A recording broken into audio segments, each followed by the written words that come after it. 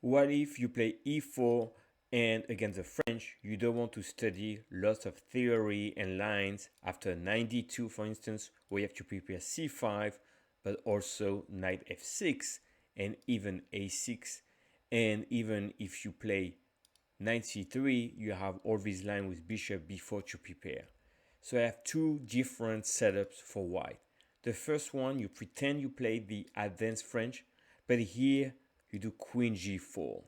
That's very interesting because if the knight tries to chase the queen, you're gonna take on h6. So that's not possible. So black has to take here. You develop your knight c6 to protect d4. And this is the key idea of this system. Right now you're giving up d4, but you're gonna move the bishop here, move the other one here, develop your pieces, and always control e5. That's your job, to develop your pieces very quickly and get some attacking chances. Let's see an example game.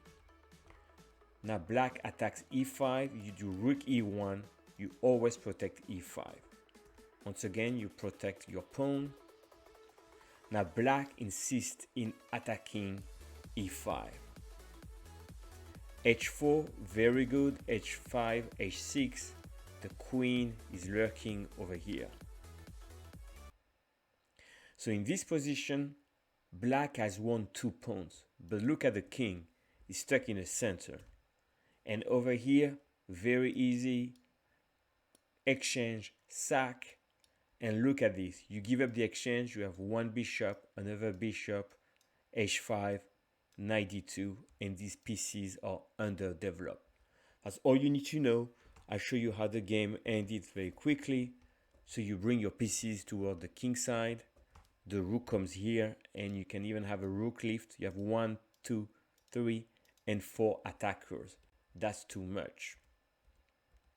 The game continued here. And here, finishing touch, queen f4, trying to come here with an attack, queen e7, and here, simply bishop d6, and you win material, and black resign. So that was setup number 1, queen g4 on move 4. The second recipe against the French is actually to give up the pawn very quickly by b3. So your idea is that you're not gonna try to protect this one. Bishop d2, take, and you're developing your pieces. So now if black were to play f5, that is very bad. You can either play f3 or d3, and this pawn's gonna be extremely weak. So the best move for black is to play knight f6. You develop here, bishop e7, castle, and castle. So eventually you're gonna take this pawn back, but now you have g4, g5 with a quick attack against the king. Now it's a very sharp position because black is also trying to get at your king, but you're gonna be first by playing bishop g3 and opening the h file. So here black is opening the a file and is gonna try to get some counterplay, but you are targeting the king and you have more space, right? And black pieces are still on the back rank, so you do have an edge here. So let's see this game. So here black defended an h5, and you have taking here, doubling on the h file, and you're the quicker to get to the opposite king. As the game continued here, the ending would be lost for black because that bishop is certainly not as strong as your center knight over here. So they continue to play. Obviously you cover a3, you have to be careful of the counter attack chances. Again, trying to come here and mate you, but you play that, and here you have a winning position. So the game continued.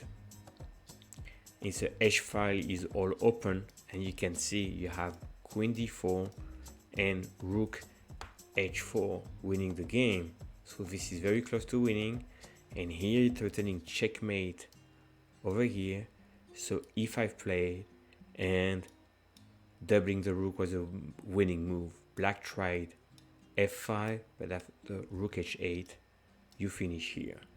So once again, when in this position, you're gonna develop your pieces, knight c3, queen e2, castle, and g4, and you're gonna recapture e4, and you have a great position.